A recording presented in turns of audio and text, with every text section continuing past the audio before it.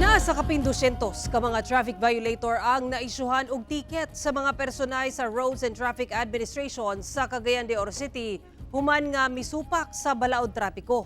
Nagunang violation, illegal parking. Ano report ni Cyril Chavez. Human nga gisugdan sa Roads and Traffic Administration kun RTA ang sunod-sunod nga mga operasyon batok traffic violator sa syudad. Miabot sa 215 ka mga motorista ang ilang natikitan. Sumala sa RTA nga sagad sa ilang mga nadakpan ang illegal parking.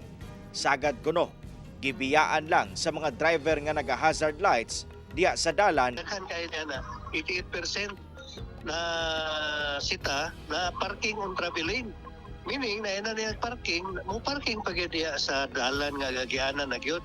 Gani sa usa sa mga operasyon sa RTA, naaktuhan sa GMA Regional TV 1 Mindanao ang ilang pagpang-ticket sa mga sakyanan nga igo ra gibiyaan sa dili designated parking areas.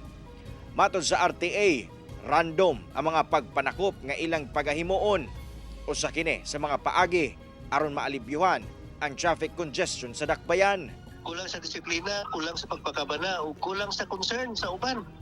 Mo nga akong makita ba nga kinahanglan atong usabon. Sanglit kabahin sab sa RTA ang risgo ato sa pagpatuman sa balaod trapiko. Aduna sab kini pahimangno sa ilang personahe. Itong ipahinumduman ang atong RTA nga maximum tolerance, no? Kung doon ay mangaway, di lang tumpangan. Panawagan karon sa RTA sa mga motorista nga batasanong pagsunod sa balaod trapiko. Kauban si Makoy Simpron o Roland Cañas. Cyril Chavez, 1 Mindanao.